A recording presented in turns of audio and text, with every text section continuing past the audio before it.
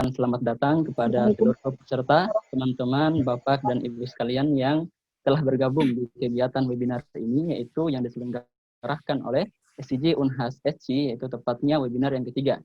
Ya, kali ini webinar yang ketiga hadir dengan tema Merapi on Standby, Recent Activity, Eruption Monitoring, and Mitigation Management. Ya, pembicara yang hadir di kesempatan kali ini yaitu Ibu Dr. Anda Hanik Humaida MSc. Nah, beliau sebagai Kepala Balai Penyelidikan dan Pengembangan Teknologi Kebencanaan Geologi.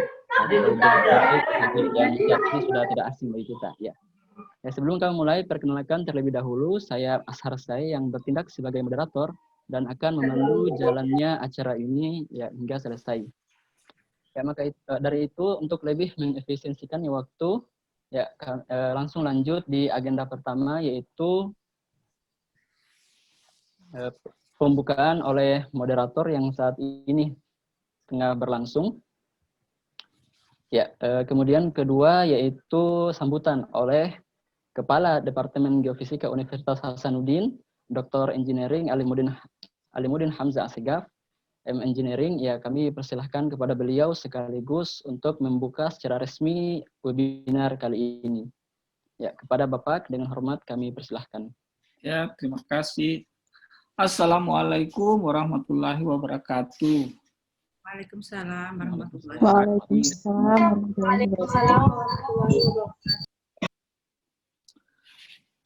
Pertama-tama saya ingin mengucapkan syukur kehadirat Allah Subhanahu wa Ta'ala. Kita diberi kekuatan, kita diberi kesempatan, kita diberi kesehatan untuk melaksanakan kegiatan ini. Kemudian saya mengucapkan terima kasih yang tak terhingga kepada Ibu Hanik yang sangat sibuk pasti dalam kesehariannya untuk menyempatkan diri untuk mengayomi anak-anak kita, untuk memberikan ilmu, memberikan informasi, memberikan petuah-petuah demi pembelajaran yang mereka petik selama mereka berada di bangku kuliah, dan sekarang dalam masa pandemik ini kita menemui banyak hal, sehingga hal ini menjadi sangat penting bagi kita untuk saling silaturahim, untuk memperkuat jaringan komunikasi ilmu kebumian. Saya mengucapkan juga terima kasih kepada SEG, anak-anak SEG yang sudah mengorganisir kegiatan ini, yang merupakan kegiatan yang sangat bermanfaat bagi kita dalam rangka mendukung kegiatan Kampus Merdeka Belajar. Sebagai laporan kepada Ibu bahwa kami dari Departemen Geofisika Universitas Hasanuddin mempunyai beberapa lembaga kemahasiswaan, yaitu ada SEG, SPE, kemudian Himpunan Mahasiswa Geofisika, kemudian ada lagi IAG yang sesemuanya itu mempunyai link dengan organisasi internasional, dan alhamdulillah beberapa diantaranya itu masuk dalam kategori 100 besar di universitas-universitas di dunia. Alhamdulillah. Kemudian pada saat ini kami lagi berbenah untuk mengikuti sertifikasi internasional, Bu. Jadi ada standar Jerman namanya standar ASIN, di mana dengan segala keterbatasan kami diikut sertakan untuk ikut dalam standar ini. Dengan standar ini kami mencoba untuk memenuhi banyak sekali persyaratan yang harus dipenuhi oleh sertifikasi tersebut agar sesuai dengan standar Eropa. Ya, walaupun ini sedikit mission impossible begitu karena keterbatasan alat dan sumber daya, ya kami mencoba saja. Nah, saya kira itu yang kami dapat sampaikan, bahwa animo anak-anak mahasiswa kita itu luar biasa. Mohon pencerahan Ibu, memberikan informasi-informasi yang sangat mereka butuhkan untuk mendekatkan dengan bagaimana sebenarnya gunung api, perilaku gunung api, karena kami juga di daerah Sulawesi sangat dipenuhi oleh fenomena seperti ini.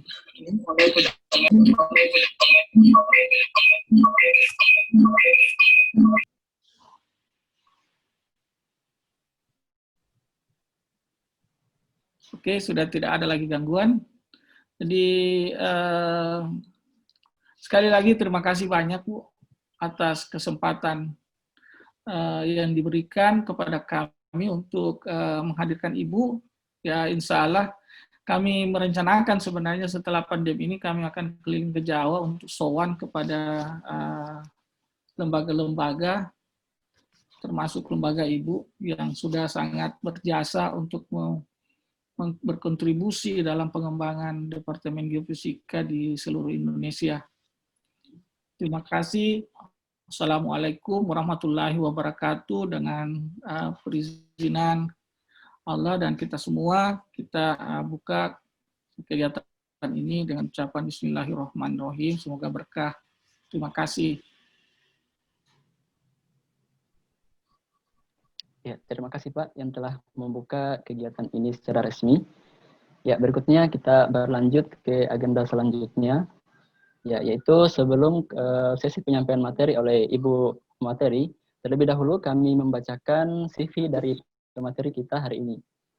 Ya, beliau bernama Dr. Anda Hanik Humaida MSc. Tempat dan tanggal lahir beliau di Kediri pada 23 Mei 1965. Jabatan terakhir yaitu sebagai Kepala Balai Penyelidikan dan Pengembangan Teknologi Kebencanaan Geologi atau BPPTKG, ya, NIP 1965 0523 1991 03 2002. Alamat yaitu di Sinduharjo, Ngaglik, Sleman, Yogyakarta. Email yaitu hanikhumaida@gmail.com dan hanik.humaida@isj.id. Instansi yaitu di Balai Penyelidikan dan Pengembangan Teknologi Kebencanaan Geologi, Pusat Vulkanologi dan Mitigasi Bencana Badan Geologi, yang berlokasi di Jalan Cendana nomor 15 Yogyakarta. Ya, riwayat pendidikan beliau, yang pertama beliau menamatkan S1 di Sarjana Kimia Fakultas MIPA Universitas Gadjah Mada Yogyakarta pada tahun 1989. Kemudian S2 beliau tempuh di Master of Science in Instrumental Chemical Analysis University of Wolverhampton, United Kingdom 1997. Dan kemudian pendidikan S3 beliau tempuh di program Doktor Kimia Fakultas MIPA Universitas Gadjah Mada Yogyakarta pada tahun 2013. Berikutnya pengalaman pekerjaan beliau, yang pertama di instansi Pusat Penelitian dan Pengembangan Teknologi Minyak dan Gas Bumi atau LEMIGAS, Badan Penelitian dan Pengembangan SDM, Kementerian SDM. Yang pertama itu posisi beliau sebagai analis kimia teknologi gas pada tahun 1991 sampai 1998. Kemudian yang kedua, beliau menjabat sebagai Kepala Laboratorium Kromatografi pada tahun 1998 sampai 2001. Dan kemudian instansi yang kedua yaitu di Balai Penyelidikan dan Pengembangan Teknologi Kebencanaan Geologi atau BPPTKG, Pusat Vulkanologi dan Mitigasi Bencana Geologi, Badan Geologi. Posisi pertama, beliau menjabat sebagai fungsional penyelidik bumi pada tahun 2001 sampai 2014. Kemudian yang kedua, sebagai Kepala Seksi Pengelolaan Laboratorium pada tahun 2014 sampai 2018. Dan terakhir, pada tahun 2018 sampai sekarang, beliau menjabat sebagai Kepala BPPTKG. Maka dari itu, sesi yang kita tunggu-tunggu yaitu sesi sharing penyampaian materi oleh Ibu Dr. Anda Hanik Humaida MSc. Dengan hormat kami persilahkan. Terima kasih. Pertama-tama kami ucapkan syukur alhamdulillah kesempatan pada hari ini, dan terima kasih kesempatan ya telah diberikan pada saya untuk menyampaikan sedikit sharing informasi saja gitu ya. Jadi bagaimana tentang erupsi gunung api ya. Bismillahirrahmanirrahim. Assalamualaikum warahmatullahi wabarakatuh.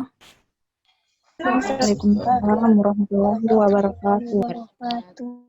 Alhamdulillah wassalatu ala rasulillah. La nabiyya ba'da, alhamdulillah rabbil alamin. Yang saya hormati Pak Alimuddin dan juga Mas Moderator dan juga anak-anak mahasiswa adik-adik semuanya yang bergabung pada kesempatan pagi hari ini dalam acara webinar di Geofisika. Ya, ini merupakan kesempatan yang sangat bagus buat saya untuk sedikit menyampaikan apa yang kami lakukan di BPTKG ini. Gitu ya. Jadi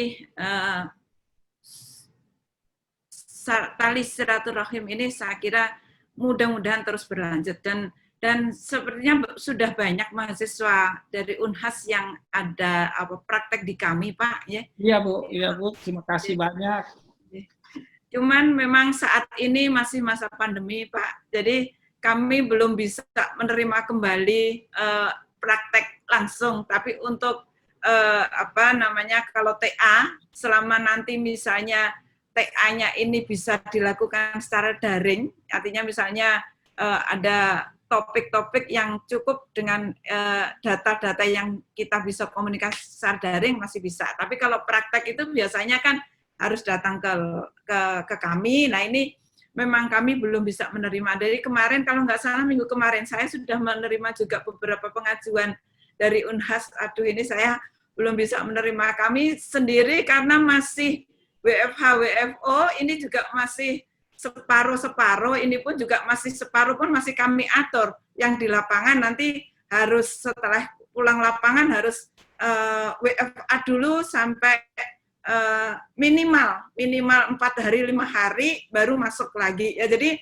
memang minimnya kami sehingga kami belum bisa menerima mahasiswa untuk periode sekarang ini gitu ya. Mudah-mudahan pandemi ini segera berlalu sehingga semua pembelajaran bisa kembali seperti normal. Ya, ini walaupun ini ada salah satu usaha ya, bagaimanapun pandemi harus kita hadapi ya, sehingga dengan seperti ini tetap berlangsung, tapi tetap ada batasan-batasan yang mungkin kita belum bisa melaksanakan ya.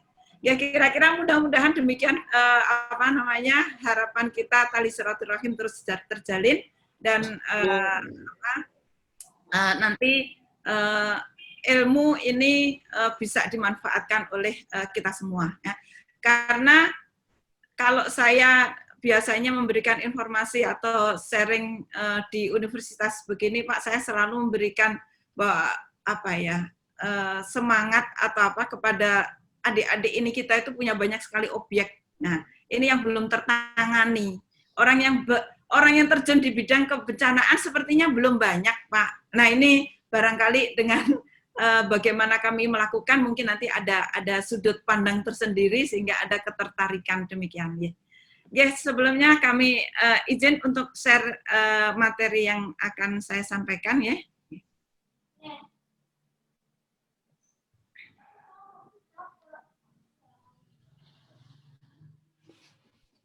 Ya,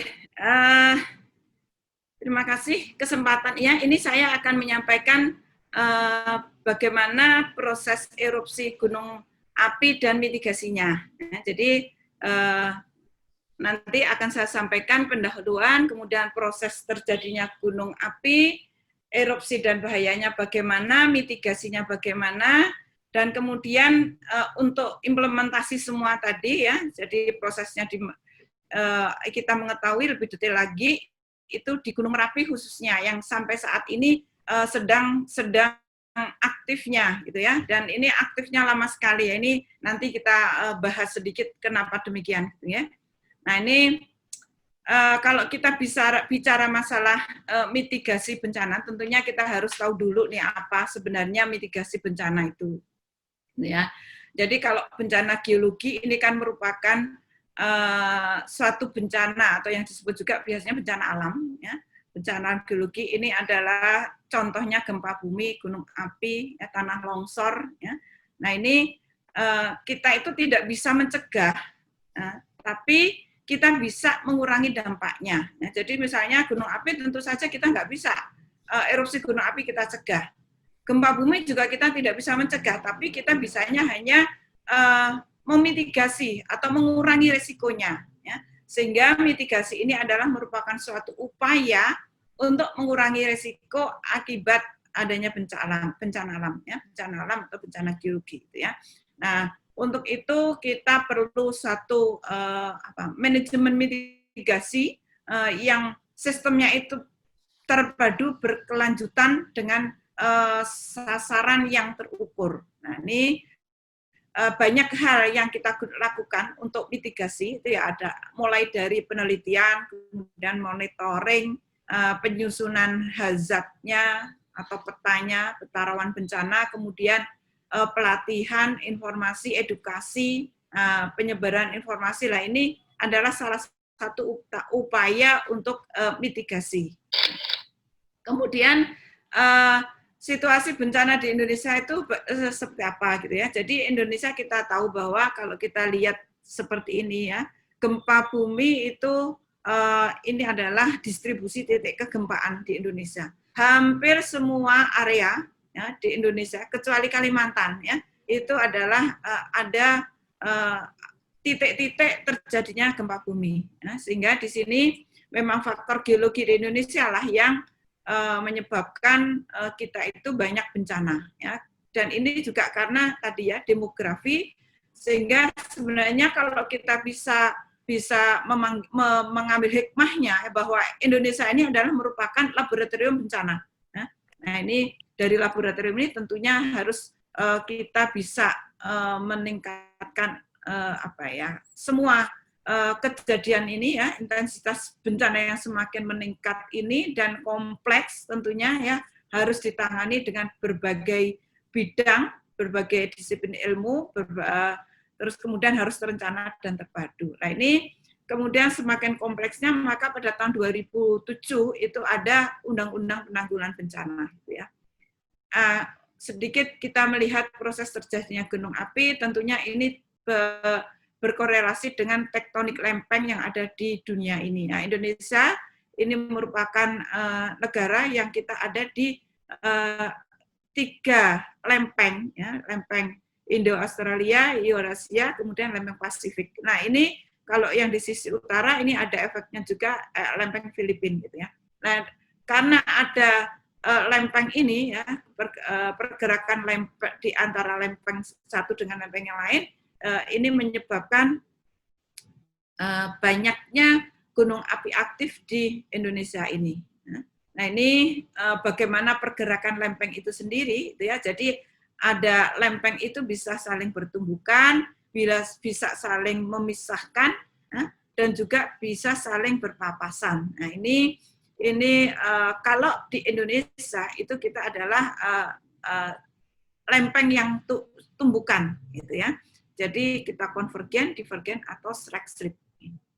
Kemudian ini juga ya macam gunung api itu ya, lempeng munculnya gunung api ya, tektonik lempeng munculnya gunung api itu kira-kira seperti ini ya. Jadi ini adalah regangan. Di sini menunjang ya, di sini ya ada tumbukan. Ya. Terus sehingga di titik-titik inilah tumbuh gunung api. Selain itu ada juga namanya hotspot gitu ya. Jadi ada gunung api di renggangan ini ada satu bagian yang merenggang, maka muncul juga magma ke permukaan yang membentuk satu gunung api. Nah, kemudian bagaimana erupsi gunung api dan bahayanya gitu ya.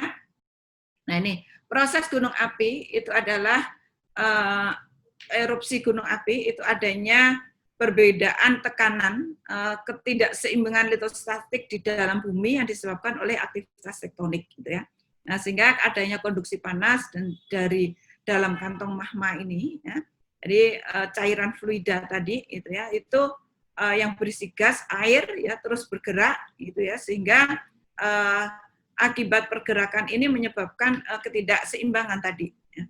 Sehingga muncullah pada saat sudah jenuh, ya, terus keseimbangan tidak terjadi sampai suatu titik dia sudah tidak tahan lagi, sehingga magma tadi mengalir menuju ke permukaan, terjadilah suatu erupsi. Gitu ya. Ini untuk tektonik lempeng di Indonesia, ya tadi sudah kita sampaikan ya, sehingga munculnya gunung api dari ujung Sumatera sini, terus di Jawa, Indonesia Timur, ya Nusa Tenggara Barat, Nusa Tenggara Timur, kemudian ke Sulawesi, Maluku. Nah, inilah pulau-pulau yang dipenuhi atau berjajar gunung apinya, ya. Kecuali Kalimantan, kita tidak ada gunung apinya. Nah, untuk di Indonesia sendiri, ya, gunung api yang tadi jumlahnya banyak sekali, ya, lebih dari 100 gunung api. Jadi di Indonesia ini kita merupakan salah satu negara dengan gunung api terbanyak di dunia. Ya. Nah, ini setelah itu Jepang. Ya. Kita dalam 1 tahun itu rata-rata 5 gunung api meletus berbarengan seperti sekarang ini, tingkat aktivitas tinggi. Sekarang ini Gunung Ili Lewotolo itu di Nusa Tenggara Timur, kemudian Gunung Semeru juga masih, Gunung Merapi yang sekarang ini juga tingkat aktivitasnya juga masih sangat tinggi, kemudian Gunung Sinabung. Nah, dari gunung-gunung ini pada saat ini bersamaan aktifnya, gitu ya. Dan dalam 1 tahun di antara 2014 dan 2010 ini banyak sekali deretan yang meletus. Kemudian bahaya gunung api pada saat terjadi erupsi itu seperti apa? Ini ada bahaya primer, ada bahaya sekunder, ada bahaya tersier. Bahaya primer tentunya itu merupakan bahaya yang langsung pada saat terjadi erupsi gunung api. Nah, ini seperti awan panas, zatuan piroklastik, abu vulkanik, kemudian ada aliran lava. Kemudian bahaya sekunder itu kalau material yang terlontar akibat satu erupsi, kemudian ada hujan, maka terjadilah lahar. Kemudian kalau ada erupsi yang gunung api yang di tengah laut bisa menyebabkan gelombang tinggi tsunami dan juga bisa menyebabkan longsoran gunung api. Nah, kalau bahaya tersier ini bahasa akibat kerusakan lingkungan. Biasanya kalau ada gunung api juga beberapa ada perubahan kalau erupsinya besar, ya. Ini sehingga yang menyebabkan beberapa titik-titik resapan air, mata air dan sebagainya itu hilang. Gitu. Nah, ini bahaya gunung api itu tadi yang sifatnya yang ada primer, sekunder, dan tersier. Ini jumlahnya banyak sehingga kita sebut sebagai multi bahaya atau multi hazard, ya, karena ada lava, ada lahar, abu, ada awan panas, ya, bahkan ada gas, ya. Sehingga di sini kita sebut sebagai multi hazard. Ya. Apa itu awan panas? Ya, karena ini awan panas merupakan bahaya yang tertinggi atau yang paling bahaya di antara bahaya yang gunung api tadi, ya. Tentunya gas juga, ya, tapi tergantung konsentrasinya, ya. Tapi yang paling bahaya adalah awan panas karena awan panas ini merupakan campuran fragmen batuan dan gas yang meluncur dengan erupsi menuju lereng dengan kecepatan yang sangat tinggi. Ya. Mekanismenya seperti apa, gitu ya? Ya, untuk erupsi erupsi eksplosif itu jadi erupsi yang dengan konten gas yang sangat tinggi, dia menyemburkan material ke atas membentuk satu kolom erupsi. Ya, ini ada leleran lava, kemudian ada fragmen batuan dan atau campuran dari kedua-duanya. Sedangkan untuk erupsi non eksplosif atau erupsi efusif kita sebut, itu ya. Itu karena akibat magma yang menuju ke permukaan terbentuk kubah lava.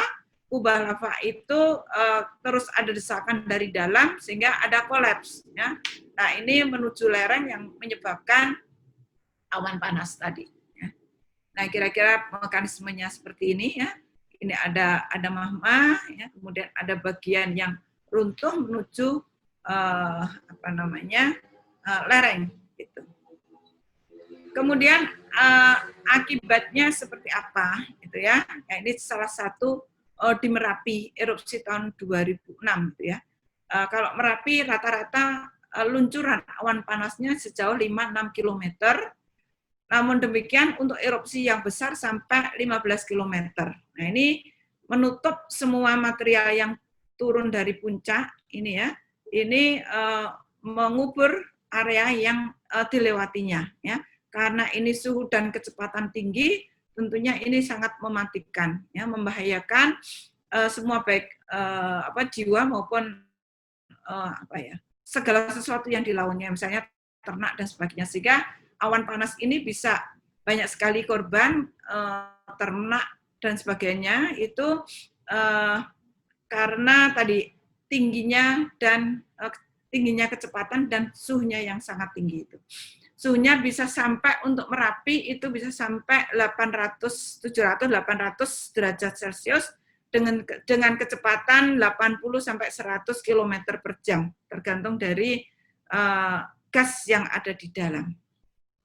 Kemudian aliran lava, ya. Jadi kalau magmanya sedikit agak encer dan tidak konten gasnya sedikit berkurang, maka yang terjadi itu adalah aliran lava, ya.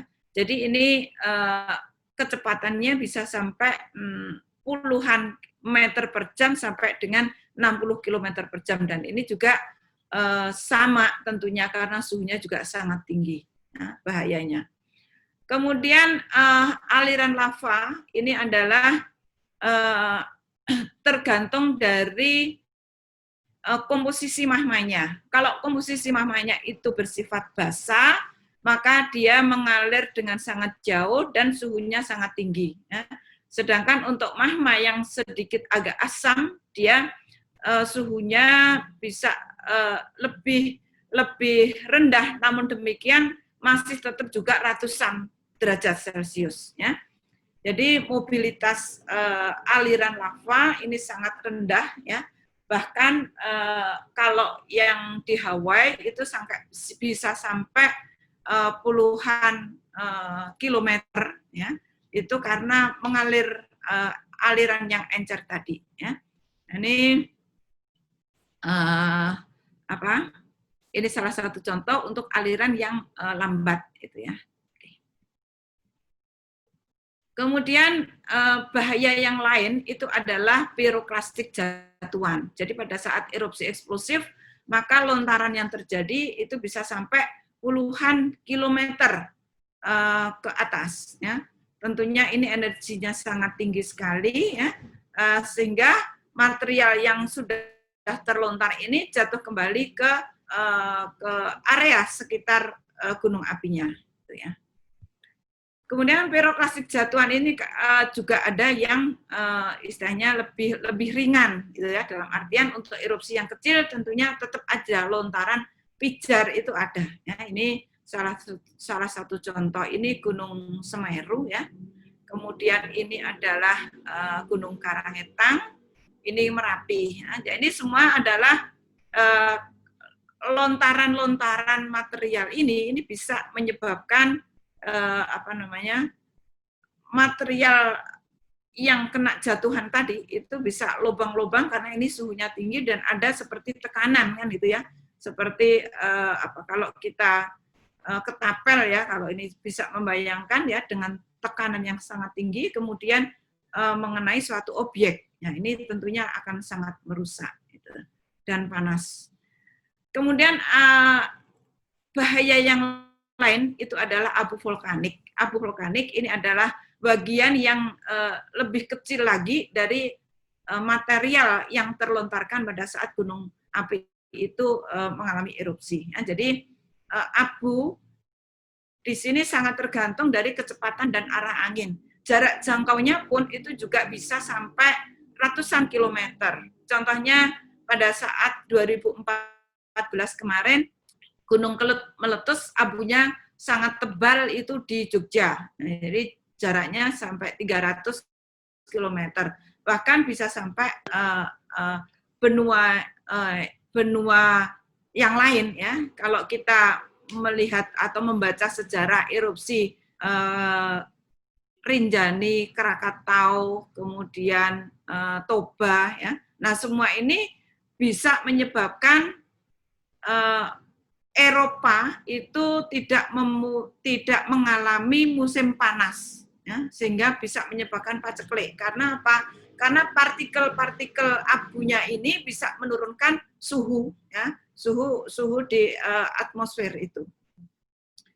Nah, ini untuk karena abu ini juga berbahaya dengan menyebabkan ini penerbangan ya, mesin pesawat ya. Kalau ada abu vulkanik maka bisa masuk ke sana, maka bisa menyebabkan matinya mesin tersebut. Sehingga pemantauan abu vulkanik ini juga harus dilakukan biasanya dengan radar gitu ya. Nah, ini juga kita begitu saat ada terjadi erupsi, salah satu yang harus segera diinfokan itu adalah pihak bandara yang terdekat ya. Mungkin kita juga sering mendengarkan penutupan bandara karena erupsi gunung api gitu ya. Nah, kita juga mempunyai istilahnya aplikasi ya di sini melalui Furna. Di situ kita otoritas bandara secara otomatis akan menerima informasi adanya satu erupsi atau sebaran abu yang terjadi.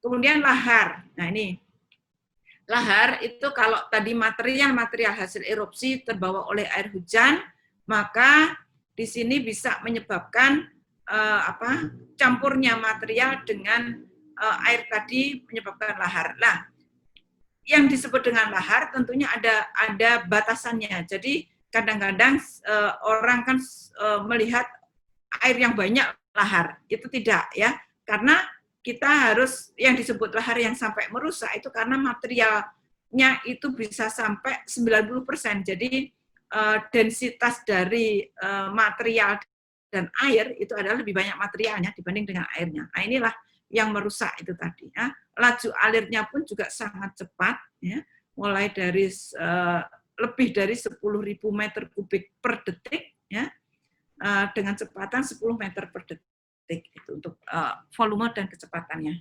Nah, ini juga mengikuti kontur daerah alur sungai. Kalau alur sungainya nggak bisa menampung, otomatis ya akan melimpah kemana-mana. Nah, ini salah satu contoh setelah erupsi besar tahun 2010 Gunung Merapi, maka beberapa kali jalan Jogja, Magelang itu tertutup oleh lahar. Ini salah satu contoh pergerakan lahar yang ada itu ya, yang terjadi kemarin di Kali Putih di Merapi. Kemudian bagaimana kita melakukan mitigasi bencana gunung api atau khususnya ya bencana alam pada umumnya ya. Jadi di sini ada Undang-Undang tahun 2007 itu Undang-Undang nomor 24 tentang penanggulangan bencana dan Undang-Undang nomor 26 tentang penataan ruang. Nah, di sini penataan ruang ini sekarang sudah berbasis kepada bencana. Ya. Jadi kalau sebelum ada undang-undang itu yang penanganan bencana itu lebih dilakukan setelah bencana. Jadi tindakannya yang dilakukan pada saat menangani bencana. Tapi begitu di undang-undang ini justru sekarang titik beratnya itu ada di sebelum bencana, gitu ya. Jadi ini kira-kira perubahan paradigma tentang penanggulangan bencana dulu dan yang baru, gitu ya, berdasarkan undang-undang itu adalah bahwa kalau dulu itu bencana merupakan musibah, sehingga yang dilakukan itu adalah sistem responsif, kedaruratan, dan konsep penanganan dari dampaknya. Nah, antara program itu terpisah dengan sistem pembangunan ya. Jadi pembangunan itu tidak berbasis kepada kebencanaan, dan masyarakat sebagai objek ini penuh tanggung jawab pemerintah dan sifatnya sentralistik. Sedangkan untuk paradigma baru bahwa bencana itu adalah merupakan konsekuensi dari dinamika alam. Sehingga kita itu melakukannya untuk yang kita lakukan atau yang kita hadapi itu adalah sifatnya itu adalah preventif, ya. Jadi mitigasi pengurangan sebelumnya, ya, di konsep adalah pengelolaan risiko, ya, mengurangi risikonya. Kemudian ini integratif antara tadi program dan pembangunan kebencanaan dan program pembangunan ini. Nah, masyarakat bukan lagi sebagai objek, tapi di sini masyarakat sebagai objek pelaku penanggulangan, dan tanggung jawab itu adalah bersama-sama, tidak hanya pemerintah. Karena kalau pemerintah sendiri tanpa diikuti oleh masyarakat dan juga tidak kegiatan pemerhati LSM dan pemerintah itu membantu pihak swasta berbareng-bareng gitu ya. Kalau tentunya dengan bencana yang banyak kita tidak mampu pemerintah ini. Sehingga dengan bersama-sama insya Allah teratasi dan sifatnya adalah desentralistik. Bagaimana mitigasi bencana di Indonesia, ya? Kita lakukan itu adalah pertama mulai dari monitoring dan research, ya. Research atau penelitian ini merupakan basic dari penanggulangan bencana, sehingga penelitian ini benar-benar dasar yang harus kita kuatkan, ya. Semua berdasarkan dari penelitian yang ada. Kemudian dari situ kita melakukan monitoring, sistem monitoring yang tepat yang seperti apa yang perlu dilakukan, ya. Kemudian dari situ kita juga membuat satu map atau melakukan risk map, ya, dan membuat volcanic hazard mapping-nya itu seperti apa. Nah, dari semua ini tentunya informasi, sosialisasi, koordinasi ini harus kita lakukan, ya. Jadi koordinasi, sosialisasi kepada edukasi kepada masyarakat ini kalau kita melakukan monitoring tanpa masyarakat tahu apa yang kita lakukan juga percuma, ya. Nah, tentunya yang terakhir adalah pada saat terjadi krisis, maka quick response lah yang kita perlukan. Nah, ini bagaimana implementasi di letusan gunung api itu, ya, pemantauannya bagaimana, kawasan pembuatan peta kawasan, sistem peringatan dini, sosialisasi dan penyembuhan. Nah, untuk pemantauan, kita banyak metode yang kita lakukan, mulai dari kegempaan, deformasi, geokimia, dan visual. Tentunya di sini peran geofisika juga sangat besar, ya, sangat banyak, ya. Jadi pada saat kita memantau kegempaan, ya, ini mulai dari kita peralatannya sendiri, ya, kemudian bagaimana pengembangan metodenya untuk melakukan kegempaan ini, ya, ini teman-teman geofisika perannya sangat besar, ya, karena di sini seismometer, ya, itu sangat bermanfaat untuk mendeteksi dini tentang aktivitas gunung api, ya. Kemudian deformasi pun itu banyak metodenya, mulai dari EDM adalah electronic distance measurement, itu mengetahui untuk mengetahui deformasi yang ada di tubuh gunung api ini, ya, jadi kembang kempisnya tubuh gunung api. Kemudian tip meter, ini ungkitan, ya, GPS juga untuk mengetahui vektor arah gerakan magma itu kemana, ya. Dan yang geokimia juga tidak kalah pentingnya, ya, di sini adalah bagaimana, karena yang teriliskan pertama itu adalah gas ini adalah komposisinya itu mengindikasikan seberapa aktifnya suatu gunung api, ya. Nah, untuk visual ini juga sudah banyak sekali metode yang digunakan, ya. Visual sekarang mungkin sudah yang banyak kita gunakan, misalnya CCTV, drone, kemudian dengan satelit, ya. Jadi bagaimana kami harus melakukan survei, kemudian pertumbuhan kubah lava, dan juga memantau aktivitas lain di puncak sana. Nah, ini salah satu contoh pemantauan visual, itu kita melihat seberapa tinggi kolomnya, seperti apa besarnya. Nah, ini juga menjadi catatan, ya, kalau ada intensitas suatu aktivitas, maka perubahan juga terjadi kepada erupsi atau asap kawah yang dikeluarkannya. Nah, ini salah satu contoh seismik, ya tentunya teman-teman geofisika ini sudah sangat familiar ya dengan seismometer, ya. Kemudian sekarang semuanya sudah digital, walaupun yang analog pun juga masih kita gunakan. Gitu ya. Kemudian untuk pemantauan deformasi, ya deformasi ini dengan EDM, ya. Kemudian ada di mana kita pasang reflektor yang di puncak, kemudian kita bisa mengukur dengan total station. Ya. Kemudian GPS juga kita mengukur titik-titik tertentu ya di dalam area yang kita selidiki. Kemudian kita juga melakukan leveling dan juga tilt meter. Ya. Nah, deformasi ini sebagai contoh ya pada saat ini gunung api itu aktif, maka reflektor yang ada di sini kita lakukan pengukuran dari titik ukur tertentu ya, biasanya kita lakukan dari pos pemantauan ya. Jadi deformasi ini reflektornya mengelilingi puncak sini. Ini di permukaan. Nah, biasanya kalau GPS itu lebih ini ya, lebih di bawah lagi kita masangnya. Jadi metode-metode ini kita gunakan kita sesuaikan dengan kebutuhan kita. Untuk deteksi magma dalam tentunya itu kita gunakan, kita memasang seismometer yang ada di bawah dan juga GPS yang ada di bawah. Kalau untuk mengetahui pergerakan magma sampai di permukaan, ya ini kita memasang beberapa reflektor yang ada di muka. Nah, ini terjadi pada saat terjadi aktivitas, maka terjadi penunjaman, pemendekan jarak ukur itu tadi.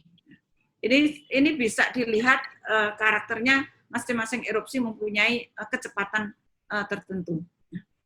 Kemudian kimia, ya tadi gasnya, karena pertama yang keluar pada saat gunung api aktif, maka yang keluar pertama adalah gasnya. Nah, dari gas inilah kita bisa melihat komposisinya, mengetahui komposisinya. Ya, berbagai metode juga kita gunakan. Salah satu contoh untuk di Merapi ini, ya. Jadi sebelum gas itu dipantau sudah dari tahun 90-an, ya 1990-an sampai saat ini. Jadi pada saat sebelum menjelang erupsi besar tahun 2010 gitu ya. Nah, ini sebenarnya sudah ada tren kenaikan sejak tahun 1990 atau 2000 ya. Di tahun 2000 itu sudah mulai terjadi peningkatan aktivitas. Nah, ini indikasi bahwa gas ini mulai keluar ke permukaan, SO2 dari dalam itu menuju ke permukaan. Dan ini juga rata-rata gas Merapi ini adalah sekitar 100 ton per hari. Pada saat terjadi erupsi, maka dia mengalami peningkatan sampai 300 bahkan sampai 500, dan kemarin erupsi besar tahun 2010 itu sampai jutaan ton per hari. Kemudian ini juga gas CO2 itu yang bisa terlarut di dalam air, ya, sehingga kita juga bisa mengukur konsentrasinya. Ini contoh di Kelut pada saat akan terjadi erupsi, maka gas itu terjadi peningkatan gas CO2-nya yang cukup signifikan sehingga bisa menyebabkan perubahan warna air danau kawah ini. Nah, dari indikasi-indikasi semua itu, maka kita mempunyai untuk peringatan dininya itu secara soft-nya gitu ya, kita menentukan tingkat-tingkat aktivitasnya gitu ya. Dari normal, waspada, siaga, dan awas, atau yang disebut normal itu adalah sama dengan level 1, waspada adalah sama dengan level 2, siaga adalah sama dengan level 3, awas adalah sama dengan level 4. Jadi tidak ada level 1, level 2, siaga 1, siaga 2, siaga 3, tidak, ya, tetapi ini adalah siaga itu sama dengan level 3. Nah, ini apa yang dilakukan ya oleh masyarakat, ini tergantung dari berdasarkan area kawasan rawan bencananya. Ya. Jadi pada level 1 seperti apa gitu ya. Nah, kemudian untuk kami ini juga melakukan sesuatu sesuai dengan tingkat aktivitasnya. Ya. Nah, untuk awas misalnya ya, ini mulai dari normal ya. Normal ini kalau levelnya itu adalah rendah ya untuk basicnya suatu adat aktivitas tapi sangat rendah gitu ya. Jadi tidak ada bahaya yang terjadi ya, monitoring rutin tapi terus survei penelitian terus kita lakukan. Kemudian waspada, ada peningkatan tapi belum ada tingkat bahayanya ya, tidak kritis di sini. Sehingga di sini yang kita lakukan mulai ada penyuluhan, sosialisasi dan sebagainya. Kemudian kalau siaga itu sudah menunjukkan aktivitas pada tingkat lebih lanjut lagi ya. Mungkin bisa menuju ke keadaan erupsi ya, kemungkinan berlanjut ke erupsi. Sehingga di sini sudah menyiapkan sarana dan sarana darurat. Kemudian kalau awas itu sudah benar-benar sangat kritis ya, sehingga bencana itu sudah sangat dapat menyebabkan mengakibatkan bencana setiap saat mengancam penduduk yang ada di sekitarnya. Nah, di sini sudah direkomendasikan untuk dikosongkan untuk daerah-daerah tertentu. Ya. Nah, ini alert informasi. Ya. Jadi pada saat kita menaikkan status itu maka bagaimana kami harus memberikan informasi kepada bagian-bagian atau instansi yang terkait, mulai dari BPD dan juga instansi yang lainnya. Ya.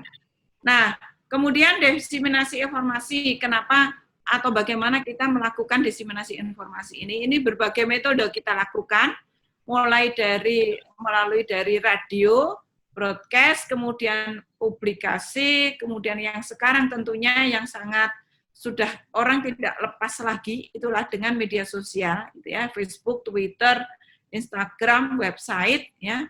Nah, kita namun demikian juga terus kita lakukan sosialisasi kepada masyarakat yang langsung ada di daerah-daerah rawan bencana. Karena apa? Karena di sana itu mungkin untuk orang-orang yang sudah tua-tua yang tidak mengenal teknologi ya tetap terus harus kita berikan informasi tersebut. Edukasi harus tetap kita lakukan. Ya. Nah ini aplikasi juga terus kita kembangkan. Kemudian bagaimana kita harus segera memberikan informasi ke tadi bandara yang terdekat. Sistem early warning system atau peringatan dini itu tadi ada bisa soft early warning system yang tadi berupa peta kawasan rawan bencana ataupun peta hazard assessment-nya, gitu ya. Terus kemudian tingkat aktivitas. Kemudian ada yang hard early warning system-nya itu berupa sirine, gitu ya.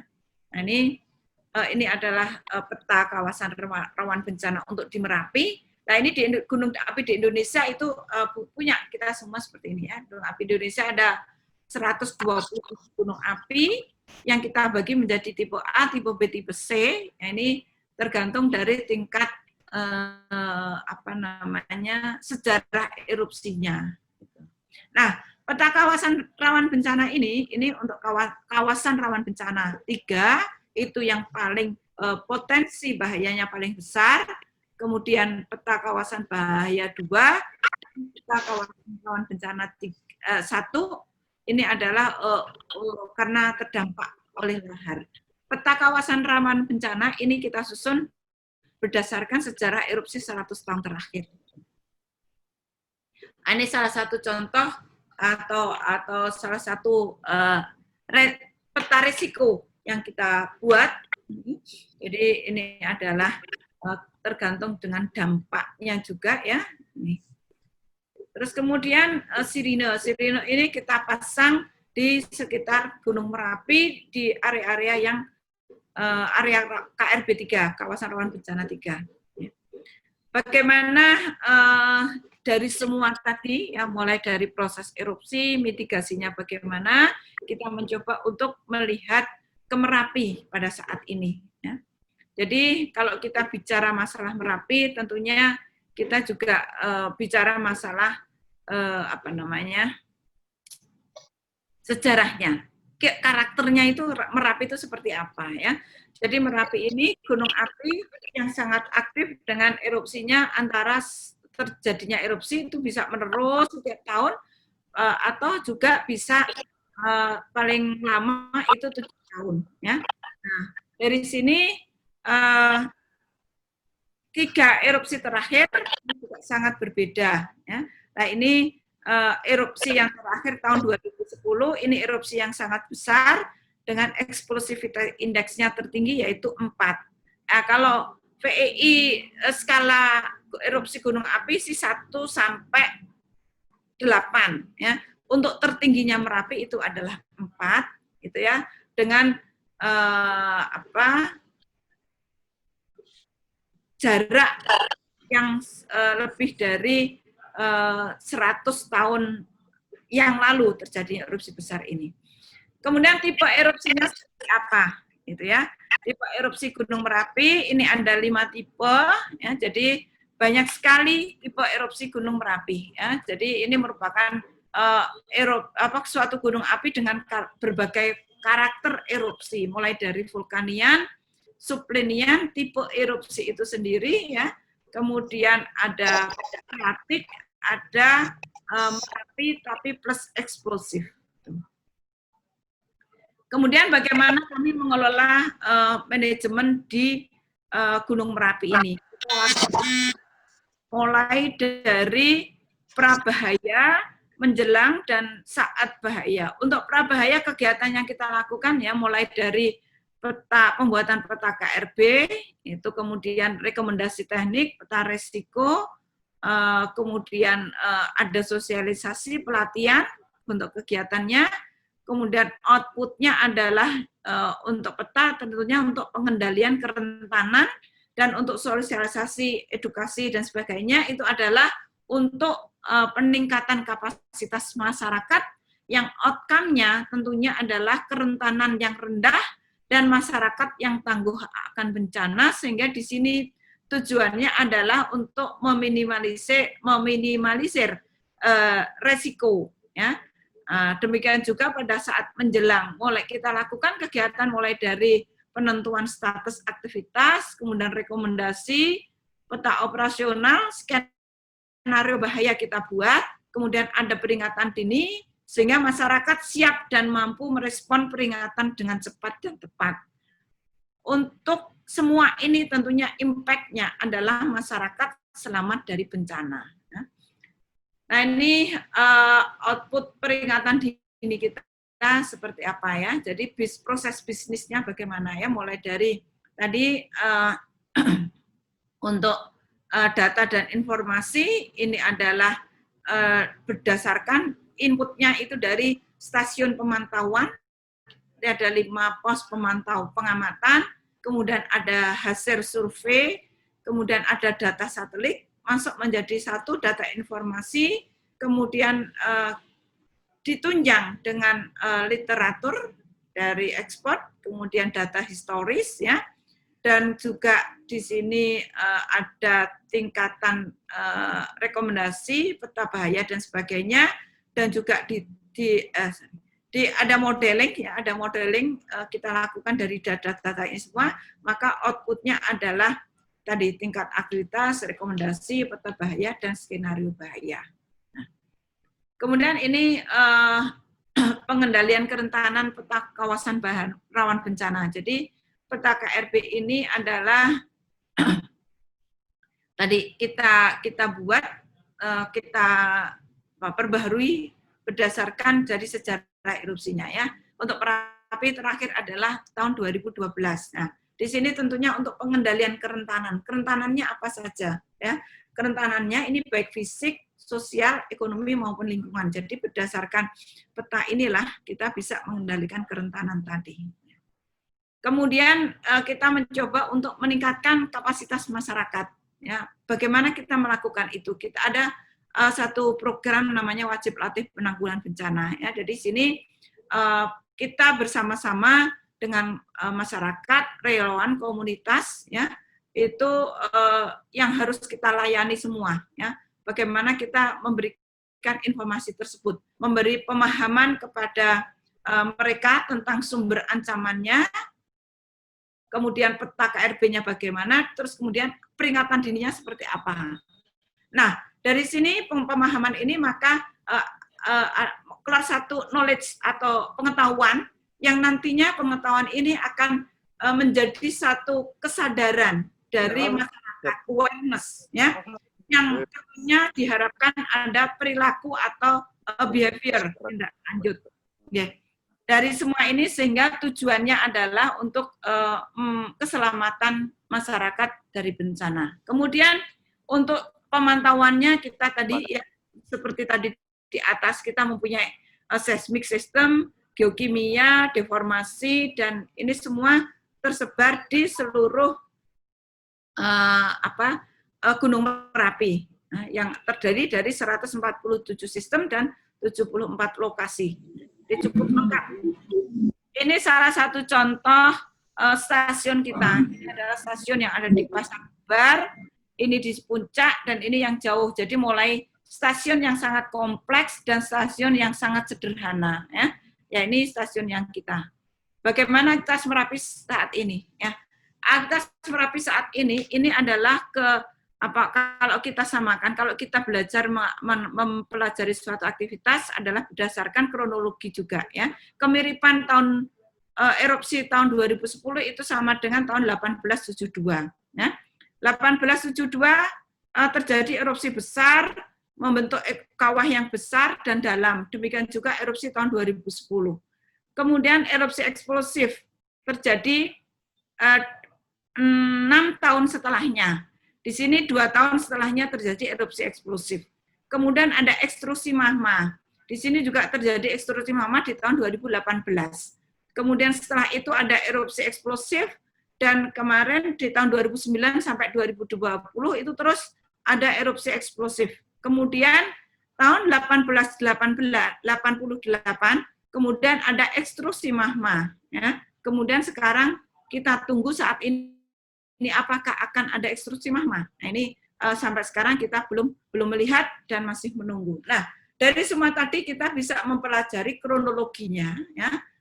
Erupsi 2010 itu mulai dari dapur magma dalam, pergerakan magma dalam. Ini data dari data seismik. Tentunya sekali lagi ini teman-teman dari geofisika peranannya sangat besar sekali, ya. Bagaimana menentukan perjalanan magma, kita mengetahui prosesnya seperti apa, gitu ya. Kemudian magma dari magma chamber, kemudian masuk ke dalam kantong magma, konduit, kemudian masuk ke kantong magma, dari kantong magma masuk ke konduit dangkal, kemudian ada proses ekstrusi magma, kemudian ada awan panas, dan setelah itu ada suplai magma baru.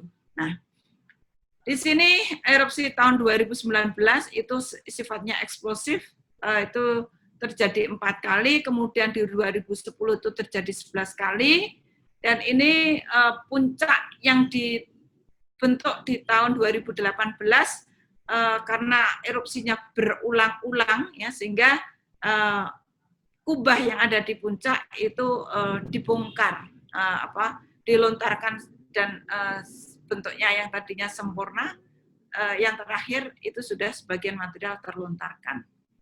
Nah, ini yang terakhir drone yang kita ambil. Sebenarnya setelah ini juga beberapa kali kita melakukan pengambilan drone, tetapi kita karena cuaca, ya, kalau drone masih tergantung dengan cuaca, kecuali kalau drone-nya dengan menggunakan lidar mungkin bisa, ya, tapi kita belum, ini sedang dicoba.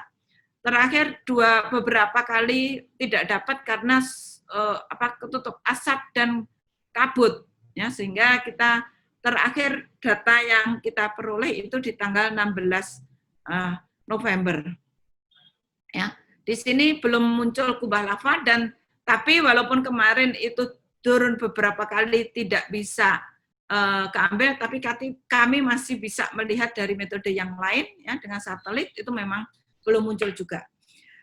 Data seismiknya, jadi sampai dengan saat ini, karena terjadi kenaikan aktivitas yang sangat signifikan, sehingga kemarin pada 5 November kita menaikkan status menjadi dari waspada menjadi siaga.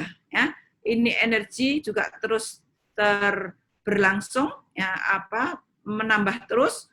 Nah, ini stasiun seismik kita seismometer kita yang ada di keliling Gunung Merapi. Kemudian dari EDM, ya kita ada electronic distance measurement. Dari EDM kita punya reflektor yang mengelilingi di Merapi ini. Kemudian kita ukur dari titik-titik ukur yang ada di sekeliling Merapi. Mulai dari tanggal 20 Oktober itu sudah ada beberapa stasiun di sini terjadi pemendekan yang signifikan, ya ada lengkungan di sini. Dan ada beberapa stasiun juga tadinya sudah ada juga mengalami pemendekan, mulai berhenti. Dan sekarang ini semua sudah berhenti kecuali yang di Babatan. Babatan itu adalah ini. Ya. Jadi di sisi barat laut ini masih terus terjadi deformasi. Kemudian untuk gas ini juga setelah Juni erupsi, jadi sebelum Juni ini ada kenaikan gas, konsentrasi gas, kemudian setelah itu ini gas SO2, ini gas CO2 yang kita pasang secara real on time gitu ya. Nah, ini ada kenaikan dan sampai saat ini masih fluktuatif, naik turun gitu.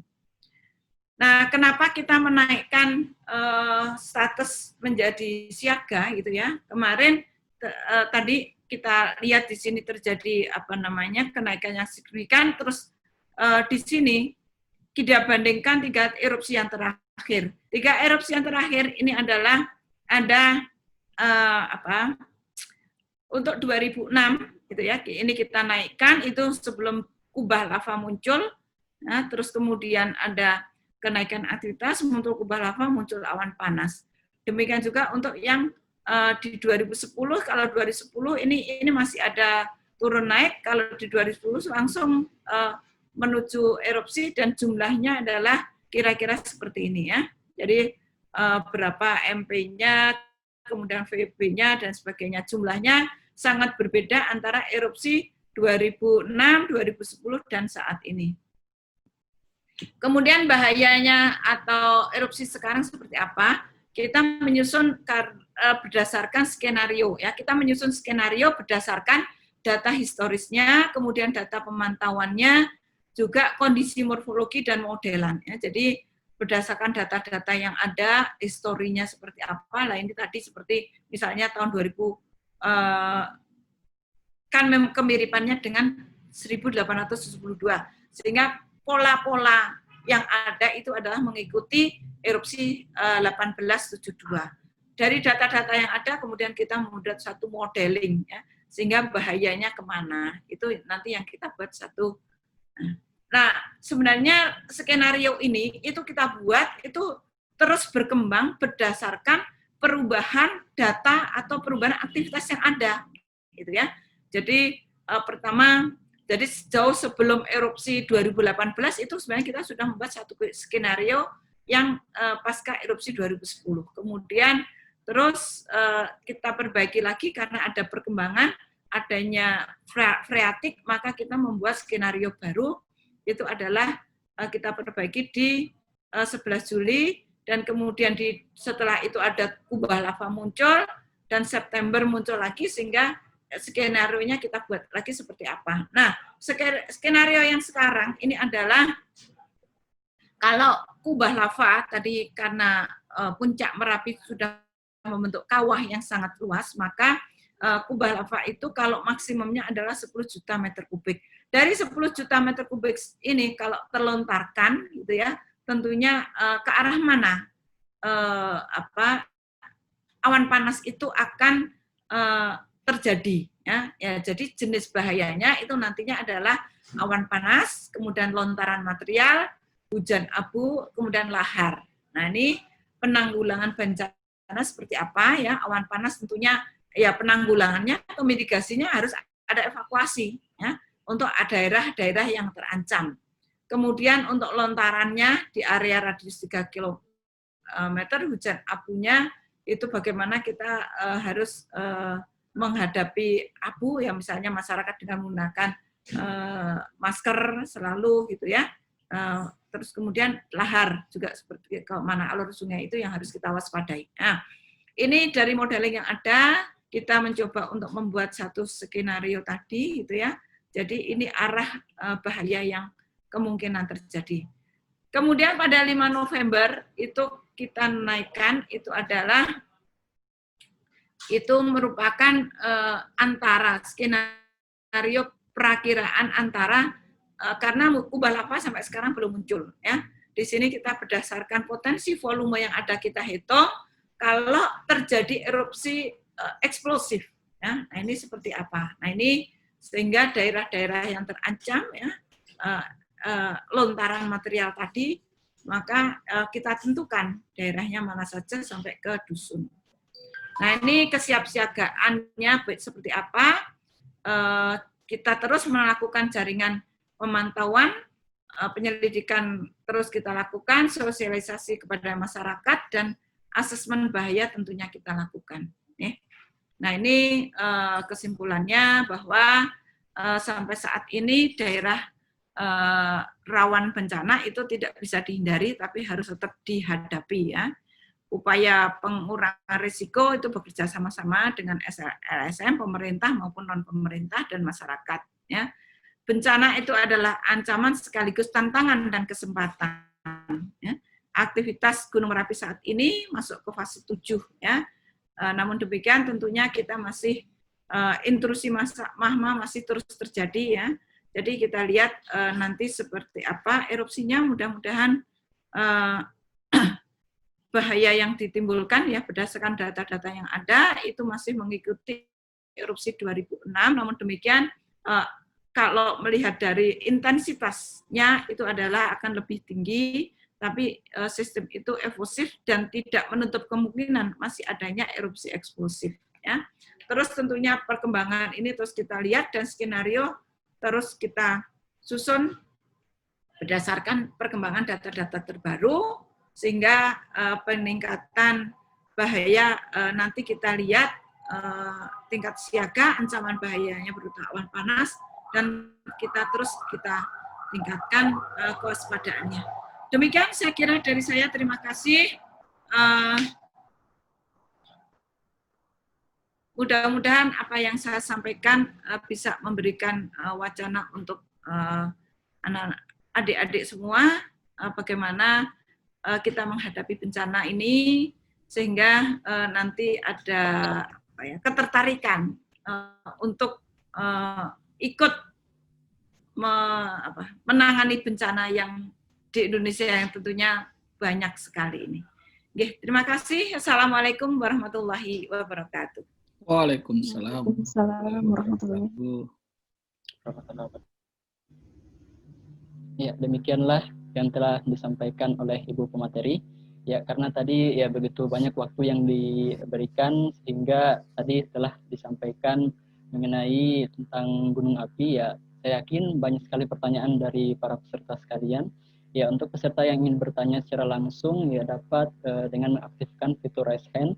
Nanti akan kami pilih ya peserta yang akan menyampaikan pertanyaannya. Kemudian dapat juga diketik pertanyaannya di kolom chat, nanti akan kami sampaikan ke pemateri.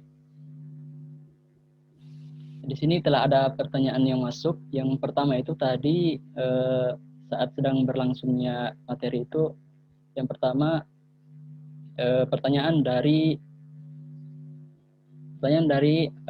Asi Sriningsih dari instansi Universitas Hasanuddin. Ya, yang ditanyakan itu Bu, apa yang menyebabkan lempeng bisa terbelah dan apa akibat yang bisa terjadi jika lempeng itu terbelah? Ini langsung atau di ini? Bisa langsung Bu. Oh, langsung kayaknya. Oke, jadi kan magma atau yang ada di dalam bumi itu kan ada cairan ya. Cairan ini kan seperti pergerakan yang terus mengalir gitu ya, seperti siklus gitu ya. Nah, karena yang di atas itu berupa lempeng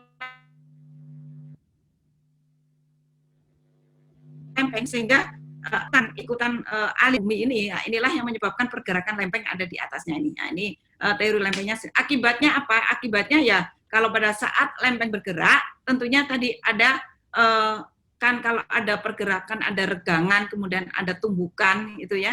Nah, ini menyebabkan akibatnya ada gempa bumi di mana-mana ya, yang di titik-titik lemah apa namanya tadi pada antar lempeng tadi, pergerakan antar lempeng, dan menyebabkan menyebabkan tumbuhnya gunung api itu tadi. Ya, ini akibat dari pergerakan lempeng tadi.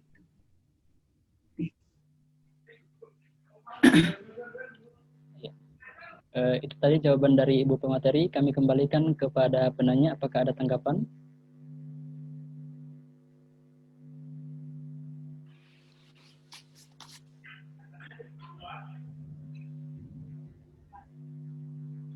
Oh, iya. Tidak ada ya? Ya. Berikutnya pertanyaan kedua, Bu. Ya, dari Yudi Muskaris, Universitas Hasanuddin. Bagaimana cara mengetahui sebuah gunung itu tergolong aktif atau tidak? Jadi gunung api aktif itu ya, kalau di fenomenanya salah satunya itu adalah munculnya fumarola atau sulfatara. Jadi masih adanya hembusan-hembusan gas vulkanik tadi. Itu adalah salah satunya. Tentunya di situ kalau aktif ya ada juga tadi kegempaan yang ada itu ya. Nah, ini menunjukkan adanya aktivitas magma tadi ya. Jadi pada saat magma menuju ke permukaan ini kan ada gerakan-gerakannya. Tentunya ada gasnya yang keluar tadi. Kemudian gerakannya kan menimbulkan satu dari pergerakan magma ada terjadinya cracking batuan yang ditumbuk oleh magma tadi, yang dilalui oleh magma. Ya, gerakan atau pecahnya batuan ini menimbulkan sinyal. Ya, sinyal-sinyal inilah yang ada tadi, ada gerakan-gerakan seismisitas. Nah, jadi kalau ada aktivitas-aktivitas, adanya gempa-gempa vulkanik, ya, kemudian juga ada fumarolnya, lah ini yang disebut dengan gunung api itu aktif. Ya. Kemudian kalau di Indonesia aktivitasnya itu ada gunung api yang kita sebut dengan tipe A, tipe B, tipe C. Tipe A itu ada suatu gunung api yang mengalami erupsi. Jadi magma yang bergerak terus tadi kan menyebabkan erupsi. Nah, erupsinya ini untuk gunung api yang tipe A itu adalah dalam sejarahnya kita tahu bahwa pernah terjadi erupsi setelah tahun 1600. Jadi ini sih kalau di gunung api di dunia sih tidak ada penggolongan, karena di Indonesia itu saking banyaknya gunung api aktif ya, sehingga kita memprioritaskan monitoringnya ya. Nah, dari 127 gunung api itu yang termasuk dalam tipe A itu adalah sebanyak 70 gunung api. Nah, dari sini kita monitoring secara intens. Nah, terus kemudian kalau tipe B ini adalah gunung api yang pernah mengalami erupsi sebelum tahun 1600. Nah, yang tipe C ini adalah suatu gunung api yang tidak diketahui sejarah erupsinya, tetapi fenomena vulkanismenya itu masih muncul di permukaan. Jadi salah satunya tadi hembusan fumarolnya masih ada, kadang-kadang masih ada kegempaan vulkanik. Nah, ini kenapa kita mengkategorikan atau apa saja yang disebut dengan gunung api aktif itu. Yeah.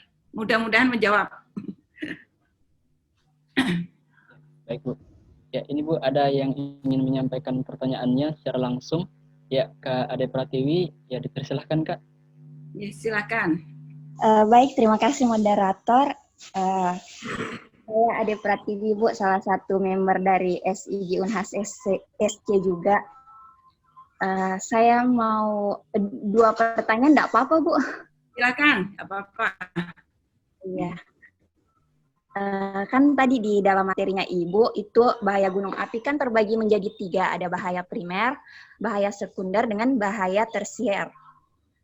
Nah, yang ingin saya tanyakan, Bu, di bahaya sekundernya, kan setelah terjadinya letusan, mungkin akan terjadi lahar, tsunami, ataupun longsoran gunung api. Nah, saya pertanyaannya, bagaimana cara mengetahui apakah ada ciri-ciri atau tanda-tanda bahwa bakal ada potensi nih terjadinya tsunami ataupun longsor setelah terjadinya letusan itu, Bu. Nah, yang kedua yang ingin saya tanyakan itu mengenai Gunung Merapi yang erupsi Gunung Merapi pada tahun 2010. Kan saya juga sempat, Bu, berkunjung ke di lokasi itu, Merapi Adventure yang sekarang sudah jadi wisata di daerah Jogja. Nah, tadi juga sudah dijelaskan sedikit di materinya Ibu bahwa erupsi Gunung Merapi pada tahun 2010 itu siklusnya 100 tahun. Nah, yang ingin saya tanyakan, siklus 100 tahun itu bagaimana ya, Bu? Apakah jarak di antara jangka waktu 100 tahun itu bakal terjadi terjadi erupsi Gunung Merapi, atau setelah 100 tahun nanti bakal terjadi lagi erupsi Gunung Merapinya? Mungkin itu saja, Bu, bisa dibantu. Ya, siap. Yang pertanyaan pertama itu ya, untuk bahaya sekunder, bagaimana kita memantau ya. Jadi kita juga melakukan pemantauan pemantauan bahaya sekunder juga itu ya. Kalau untuk lahar itu kita pasang untuk beberapa sensor pemantauan lahar ya. Jadi mulai dari curah hujan yang di puncak ya, beberapa stasiun curah hujan. Jadi kalau ada curah hujan yang tinggi, maka dan material kita sebelumnya menghitung material potensi material yang ada itu seberapa ya. Jadi misalnya setelah erupsi terjadi itu kan kita bisa menghitung material yang terlontar berapa, jumlahnya berapa ya. Jadi kalau jumlahnya itu melebihi dari umumnya, artinya yang bisa menyebabkan akibatnya dari campuran dengan curah hujan itu tadi, maka nanti akan menjadi lahar. Sehingga dari volume lontaran material ini kita bisa menentukan potensi bahayanya. Nah, kemudian kita tadi memantau dengan sistem pemantauan untuk lahar itu ada ya. Jadi kita pasang di alur-alur sungai yang ada. Sehingga apabila terjadi lahar masih di atas, sehingga masyarakat itu sudah yang di bawah yang kira-kira akan kena itu sudah kita ungsikan dulu. Nah, jadi tadi kita kembali lagi ke definisi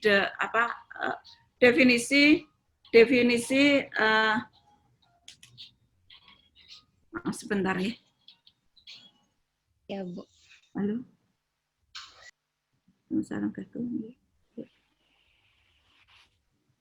Bu, Pak, maaf saya lagi webinar. Nanti ya, oke, siap. Yuk.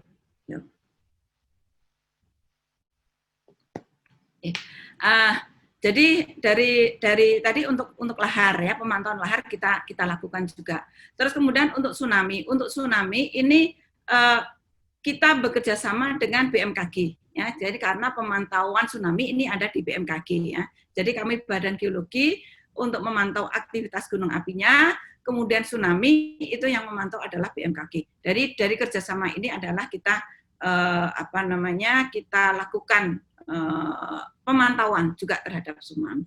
Demikian juga kalau ada tanah longsor, gitu ya.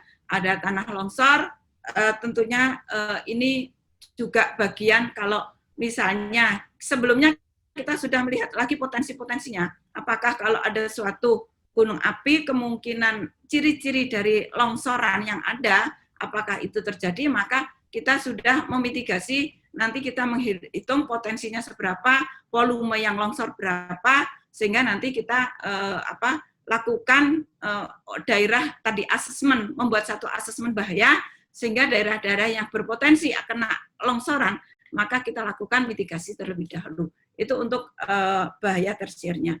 Kemudian untuk tahun 2010, tadi, maaf, pertanyaannya apa tadi? Mas, bisa dibantu Mas Moderator?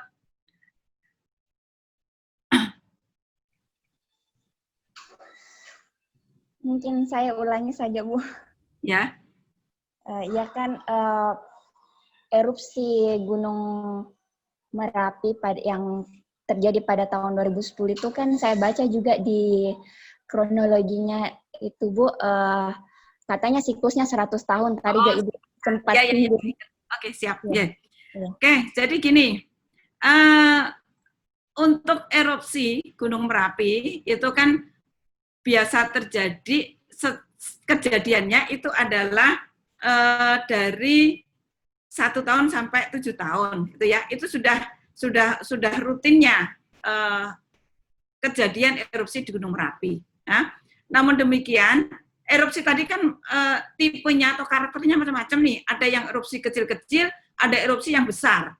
Nah, erupsi yang besar ini kejadiannya itu adalah jadi jarak erupsi besar satu dengan jarak erupsi besar yang lainnya itu adalah puluhan sampai ratusan tahun gitu loh ya. Jadi kenapa demikian? Karena apa? Karena proses magma yang ada di dalam gitu ya. Jadi kan pemicu besar kecilnya erupsi untuk di Merapi ini controllingnya itu ada gasnya gitu ya. Ya, magma yang konten gas magmanya Merapi ini pada saat menuju ke permukaan itu kan ada proses untuk secara geologi ya, ada kristalisasi dan sebagainya ya, diferensiasi dan nah dari sini magma tadi mulai apa istilahnya gas-gas itu mulai terperangkap di dalam magma itu membutuhkan waktu yang sangat lama sehingga konten gas yang besar jumlahnya ini akan terjadi itu dalam waktu puluhan sampai ratusan tahun tadi. Nah itu untuk proses erupsi besarnya. Jadi untuk yang misalnya kenapa 2010 terjadi seperti erupsi 2010 itu sebelumnya adalah 1872. Sebelumnya lagi itu adalah 1822. Jadi artinya dengan jarak waktu puluhan sampai ratusan baru terjadi erupsi yang besar tadi gitu. Itu kira-kira yang disebut dengan siklus ya, siklus erupsi besar itu seperti itu. Yeah. Kira-kira gitu. Terima kasih. Yeah. Ya, berikutnya kami kembalikan ke penanya, apakah ada tanggapan atau sudah cukup? Ya sudah cukup Bu. Jadi tidak menutup kemungkinan beberapa puluhan tahun kemudian atau ratusan tahun kemudian bakal terjadi erupsi besar seperti itu lagi. Ya. Ya, terima kasih Bu, sudah sangat jelas. Terima kasih. Ya, oh iya, Pak, saya tambah sedikit sehingga sekarang ini kan sering ada berita hoax nih. Merapi akan meletus yang sekarang ini melebihi tahun 2010. Nah, itu berdasarkan sejarah erupsi ya. Ini berdasarkan ilmu pengetahuan ya, berdasarkan ilmu pengetahuan. Tapi tentunya ada satu yang di atas yang kita tidak pernah tahu ya. Kalau berdasarkan ilmu pengetahuan, berdasarkan teori itu tidak akan terjadi gitu. Nah, jadi sekali lagi ini berdasarkan ilmu pengetahuan yang tentunya ilmu pengetahuan juga ada batasannya karena ada yang mempunyai ilmu yang maha ilmu gitu lagi. Ya, betul Bu. Saya kira ini sangat penting Bu. Ya, betul. Yeah. Ya, berikutnya ada lagi Bu yang mau menyampaikan pertanyaannya ini atas nama Ainul Sya'ban dari Universitas Hasanuddin. Ya, kami persilahkan. Baik, terima kasih kepada moderator. Tadi Bu sedang menyinggung salah satu alat untuk memantau aktivitas Gunung Merapi. Yang saya mengutip di sini ada salah satu alat yaitu alat reflektor. Yang saya ingin tanyakan Bu, pasti pola pemasangan alat reflektor ini pasti kita akan memasangnya pada lokasi-lokasi khusus. Yang saya ingin tanyakan hal-hal apa saja yang harus kita perhatikan dalam pemasangan alat reflektor ini. Dan satu lagi Bu, saya masih belum mengetahui fungsi utama dari alat reflektor ini. Mungkin itu saja Bu pertanyaan saya. Terima kasih. Oke, terima kasih. Nah, pertanyaan bagus sekali. Nah, ini tantangannya di sini. Ya, tadi kan mitigasi itu ada tantangannya juga, gitu ya. Nah, ini memang reflektor ini adalah kita pasang di ujung-ujung di ujung-ujung puncak gunung di sekelilingnya sana, ya. Nah, di sini tentu kita cari juga syaratnya adalah yang stabil. Nah, ya tentunya ini memang di satu titik yang stabil, yang tidak mudah rontok dan sebagainya. Nah, ini ya cukup menantang dalam artian gini ya, risikonya juga tinggi ya pada saat kita memasang di tebing-tebing yang seperti itu yang berbatu-batuan itu ya memang risikonya cukup tinggi. Ya, memang ini tadi sekali lagi tantangan buat teman-teman ya. Jadi kami para pengamat gunung api ini memasang kadang-kadang memang risikonya bukan kadang-kadang ya, memang punya risiko yang sangat tinggi pada saat kita memantau gunung api ini. Tapi ini diproses pemasangan itu tadi. Nah, kemudian dari reflektor yang ada tadi ini kita ukur dengan namanya total station di titik ukur pos pemantauan. Nah, dengan menggunakan sinar laser. Ya, kita tembak dari pos pemantauan kemudian ke titik ya. Jadi misalnya ini reflektornya di sini titik ukurnya. Nah, kita tembakkan sinar laser dari sini dari titik ukur ke reflektor kemudian dibalikkan lagi. Nah, dari jarak dan kecepatan cahaya kan kita bisa menghitung jaraknya. Nah, inilah bagaimana kami memantau pendeknya. Nah, pada saat magma ini menggebung, ya, tentunya ada mekarnya tubuh, ya reflektor ini jadinya bergerak ke depan. Sedangkan titik ukurnya kan tetap nih. Nah, sehingga tadi yang disebut dengan pemendekan jarak itu tadi, ya, pemendekan jarak tubuh gunung api itu tadi. Nah, ini untuk kalau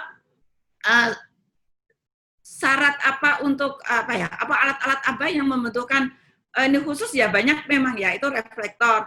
Saya kira untuk kita bagaimana memasang tilt meter yang model borehole ataupun yang lain itu juga punya syarat tertentu juga ya. Jadi kita harus ada di lava yang stabil yang seperti itu ya. Kemudian seismometer pun juga demikian. Jadi ini adalah kombinasi kalau kita bekerja pada saat memasang stasiun pemantauan, peralatan-peralatan pemantauan ini antara orang geofisika bersama-sama dengan orang geologi biasanya, gitu ya.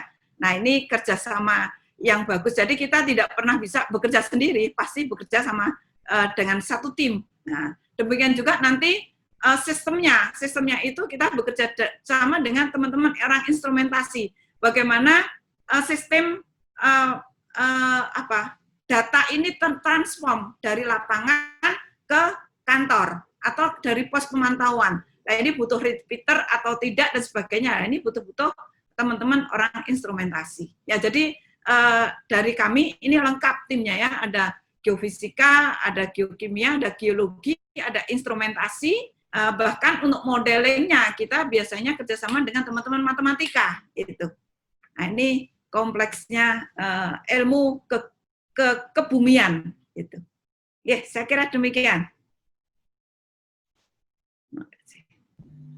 Apa ada tanggapan dari penanya? Baik, terima kasih Bu. Alhamdulillah sudah mulai memahami bahwa reflektor ini untuk memantau aktivitas dari magma, dan untuk pemasangannya kita harus melihat dari aktivitas magma tersebut apakah dia sudah stabil atau tidak. Mungkin saya sudah mulai cukup memahaminya. Terima kasih atas penjelasannya. Oke, terima kasih kembali. Ya, berikutnya Bu ada pertanyaan yang masuk di kolom chat ya. Ini dari Fadlur Rahman, Universitas Islam Negeri Jakarta. Ini Bu ada 2 pertanyaan. Yang pertama itu pertanyaannya tentang apakah ada skenario khusus pada pandemi COVID-19 ini secara teknis ya, saat evaluasi masyarakat. Oke, ya. Wah, ini bagus sekali nih pertanyaannya ya. Jadi sangat memperhatikan kondisi saat ini ya. Jadi untuk saat ini memang ada penanganan khusus ya. Jadi selama pandemi ini banyak sekali kita jadi tugasnya memang lebih berat dibanding dengan tanpa pandemi. Karena apa? Di masa pandemi tentunya kita tidak boleh ada kerumunan kan gitu ya. Sementara pada saat erupsi terjadi, ya, itu mau nggak mau kan harus ada evakuasi. Ya, evakuasi ini adalah kerumunan, ya. Karena nggak mungkin kita mengevakuasi satu orang satu itu kan ya. Nah, sehingga kita harus mendesain, mempersiapkan bagaimana protokol COVID ini tetap dijalankan. Nah, ini kami BWTKG ini kan dari sisi teknisnya, dari hulunya itu ya. Jadi dari rekomendasi kita itu yang mengerjakan adalah BBD, Badan Penanggulangan Bencana Daerah. Nah, dari BBD inilah mereka menyiapkan semuanya tempat evakuasi ini sesuai dengan protokol COVID. Jadi sekarang kalau dulu mungkin masih ingat yang erupsi tahun 2010 itu kan evakuasi ya dilakukan di satu stadion ya karena banyaknya orang udah blok. Nah, sekarang sudah nggak boleh lagi atau nggak bisa lagi kita seperti itu. Sekarang ini sudah dibuat misalnya sudah kita bekerja sama dengan dinas pendidikan ya. Itu menggunakan sekolah-sekolah yang kebetulan pada saat ini sekolah dilakukan secara online semua ya, secara daring sehingga sekolah kan banyak yang istilahnya hanya administrasi bagian tertentu yang masuk. Nah, untuk kelas-kelas ini bisa dimanfaatkan untuk evakuasi tadi. Terus juga kemudian kalau di balai desa itu maka pemerintah daerah ini membuat skat-skat ya. Jadi kayak ada kamar-kamar gitu ya, di sekat-sekat itu satu bilik itu untuk dua orang gitu ya. Jadi memang akhirnya yang dulu katakanlah balai desa bisa menampung 300 orang, maksimum sekarang ya karena seperti itu tidak lebih dari 150 orang. Nah, ya ini memang sudah semua disesuaikan dengan pandemi COVID. Dan juga sekarang relawan itu pun sudah ada protokolnya. Kalau dulu mungkin dari berbagai daerah udah pada saat krisis langsung datang nyumbang dan sebagainya. Sekarang nggak bisa seperti itu lagi karena ada diatur tidak sembarangan relawan. Dalam artian relawan harus melakukan tes dulu ya, apakah dia positif atau tidak itu dilakukan. Ini bekerja sama dengan dinas kesehatan ya. Jadi banyak sekali dinas kesehatan yang terjun juga untuk menangani masalah pandemi ini juga di tempat-tempat evakuasi ya. Dan bantuan pun tidak langsung bisa di-drop di tempat evakuasi. Sekarang semua sudah diatur di satu tempat di mana di situ ada macam posko ya. Tidak ada bantuan yang langsung tapi semua harus melalui posko. Itu kira-kira penanganan mitigasi untuk di masa pandemi saat ini. Ya. Berikutnya Bu ada pertanyaan yang kedua ini ya. Saya tahu penanya ada beberapa desa di sekitar Merapi yang rawan terkena likuifaksi. Bahkan ada yang nilai porositasnya itu hingga 50-an%. Ditambah dapat terjadinya fenomena hilangnya kekuatan tanah akibat gempa. Ya, apa juga ada persiapan untuk menghadapi bencana likuifaksi di sekitar Gunung Merapi? Kalau yang saya ketahui ya, di Merapi kok tidak ada ya potensi likuifaksi ya. Di Gunung Merapi loh ya. Jadi erupsi secara geologi ya, sepertinya atau saya yang kurang ini ya, kurang memahami. Yang jelas kalau di Merapi dari geologinya itu potensi untuk likuifaksi tidak ada, tetapi yang ada potensinya adalah potensi longsor ya. Karena memang sejarahnya erupsi Merapi ini jadi kalau kita melihat sejarah Merapi, pembentukan Merapi ini ada sektor kolaps. Jadi longsoran itu ada. Kalau itu sudah kita antisipasi gitu. Moderator izin menanggapi? Ya, silakan. Oh ya. Itu Bu, saya pernah baca jurnal punyanya Undip, itu di daerah Kecamatan Pundong, Bu, Bantul. Pundong? Iya. Pundong berarti bukan Merapi, Mas. Pundong itu Gunung Kidul. Jadi itu proses, ya, Oh ya, itu adalah bukan Merapi, itu adalah di proses gempa bumi. Kalau tektonik, jadi itu adalah prosesnya adalah vulkanik tektonik.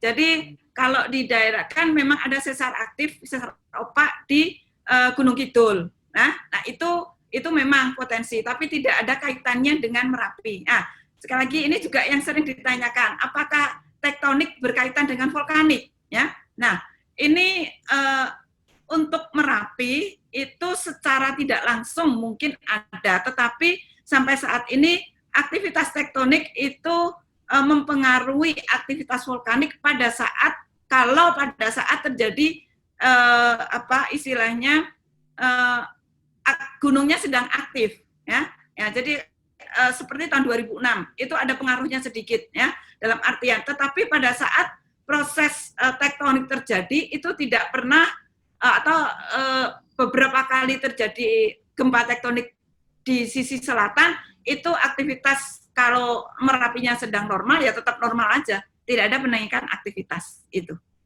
Yeah. Baik, terima kasih Bu atas jawabannya. Yeah. Ya, berikutnya Bu, ada lagi pertanyaan dari WAOD Nur Isnah Sabrianti dari Universitas Hasanuddin. Pertanyaannya itu, apakah ada kesulitan mensosialisasikan resiko dan bahaya di masyarakat sekitar kawasan rawan bencana?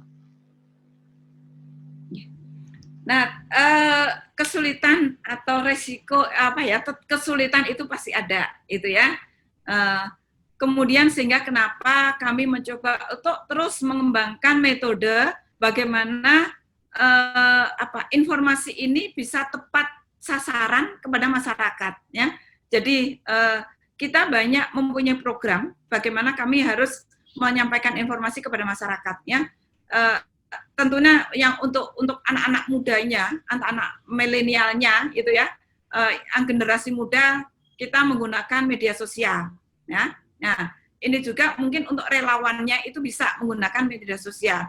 Tetapi untuk orang-orang yang masyarakat yang generasi tua yang tidak mengenal media sosial, tentunya kita menggunakan metode langsung. Jadi kami memberikan sosialisasi secara langsung kepada masyarakat, ya. Jadi melalui kumpulan masyarakat kalau di daerah-daerah rawan bencana, daerah-daerah pegunungan atau daerah-daerah yang saya kira di desa-desa itu masih banyak sekali jenis-jenis kumpulan gitu ya. Nah, kita kadang-kadang masuk ke sana dari bekerja sama dengan pemerintah kelurahan atau pemerintah desa, ya. Terus tadi kemudian kita melakukan namanya WLPB wajib latih penanggulangan bencana tadi yang saya sampaikan. Nah, itu adalah kita sasarannya itu adalah satu keluarga minimal satu orang yang kita latih sehingga tahu bagaimana cara menanggulangi bencana. Kemudian yang sekarang sudah ada sistem broadcasting dengan memberikan informasi melalui WA dan SMS. Ya, nah ini kadang-kadang WA kan nggak terjangkau juga untuk daerah-daerah pegunungan, sehingga kita menggunakan itu kita berikan kepada kepala dusun. Nah, kalau biasanya kalau di desa itu kan ada kepala desa, kemudian atau Pak Lurah, kemudian kepala dusun. Nah, kepala dusun ini lebih dekat lagi atau cakupan kepada masyarakatnya lebih kecil lagi gitu ya.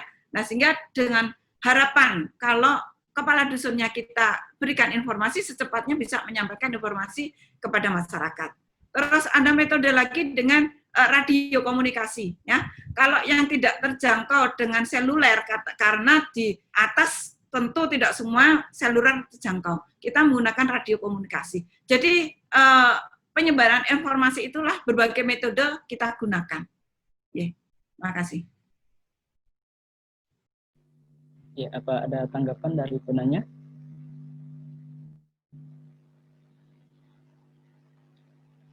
Jika tidak ada, ya kita beralih ke pertanyaan selanjutnya, Bu. Dari Kak Yusrin Anissa, Universitas Hasanuddin. Ya, pertanyaannya masih adanya deformasi di sisi barat Gunung Merapi, apakah petanda bahwa magma didominasi berada di sisi barat tersebut? Ya, itu pertanyaannya. Ya, betul sekali ya. Jadi sekarang potensi bahaya itu adalah pertama ke arah bukaan kawah ya. Jadi bagaimanapun awan panas itu adalah mengikuti morfologi bukaan kawah adalah ke arah Gendol, ke arah selatan Tenggara ya, ke Tenggara. Nah, namun demikian dengan berkembangnya data pemantauan ini setiap hari kita pantau dan ternyata deformasi yang terjadi itu sekarang tinggal ada di sisi barat laut ya. Jadi tadinya itu semua bergerak, jadi pada saat magma masih di bawah, ini benar-benar ada penggembungan tubuh di semua sektor. Artinya apa? Bahwa masih di bawah ini si magma menuju ke permukaan masih di dalam konduitnya. Ya. Konduit Merapi itu kan lurus ke atas gini ya. Kemudian ternyata setelah di permukaan ini kan tahun 2018 kemarin kan ada kubah lava ya. Kemungkinan kubah lava yang ada sekarang itu udah terjadi plugin yang tidak bisa didorong oleh magma ya. Sehingga magma mencari titik lemahnya. Nah, titik lemah inilah sepertinya itu ada di sisi barat-barat laut yang dimana terus magma mendesak ke sisi barat-barat laut tersebut, sehingga sampai sekarang potensi bahaya itu juga ada di sisi barat-barat laut. Dan ini terus kita koordinasikan dengan pemerintah daerah, kemungkinan bahaya itu ada di Tenggara dan ke barat-barat laut. Gitu. Ya, demikian tadi jawaban dari Ibu. Apakah ada tanggapan dari penanya?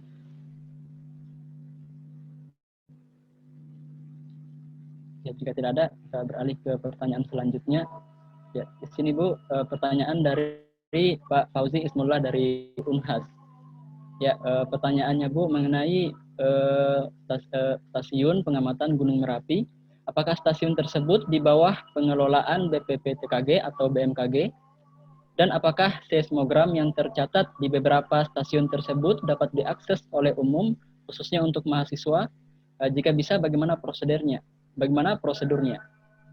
Ya, silahkan. Semua stasiun yang ada di Merapi itu ada di bawah BPTKG, gitu ya. Jadi kecuali kalau stasiun cuaca ya, cuaca tentunya ada di BMKG ya. Tapi kalau stasiun-stasiun pemantauan, mulai dari tadi deformasi, seismik, kimia, itu semua ada di bawah BPTKG. BPTKG ini merupakan UPT dari Pusat Vulkanologi dan Mitigasi Bencana Geologi yang ada di bawah Badan Geologi. Jadi Badan Geologi di bawah Kementerian SDM. Nah, jadi peralatan-peralatan tadi bisa diakses, ya. Tentunya semua tidak semuanya bisa diakses oleh umum ya, karena data yang sifatnya masih perlu interpretatif itu tidak bisa digunakan oleh masyarakat umum. Namun untuk mahasiswa ya dengan melalui kerja praktek dan juga tugas akhir dengan mengajukan surat permohonan ya untuk melakukan riset itu bisa kita berikan dan nanti mungkin kita lakukan bimbingan ya. Kalau untuk tugas akhir tentunya nanti ada pembimbing dari kami yang bisa mendampingi teman-teman mahasiswa yang sedang melakukan tugas akhir, dan untuk kerja praktek juga kami nanti kalau kerja praktek ya kami beri tugas sesuai dengan apa yang kita lakukan, nanti juga ada pendampingannya juga gitu. Silakan kirim surat aja. Ya, namun tadi sudah saya sampaikan di awal untuk tahun KP ya, terutama untuk tahun ini kami belum bisa menerima karena pandemi tadi ya, karena kami juga masih WFH sebagian gitu. 50 dan 50 pun masih kita atur gitu. Jadi untuk mudah-mudahan ya tadi saya berharap kita semuanya berdoa mudah-mudahan pandemi ini segera berakhir ya, dengan ketatnya kita untuk tidak menyebarkan COVID dalam artian kalau kita ketat untuk menjalankan protokol COVID dengan benar, tentunya pandemi ini mudah-mudahan segera berakhir. Itu. Amin, amin. Ya, ya. Bagaimana Pak? Apa ada tanggapan?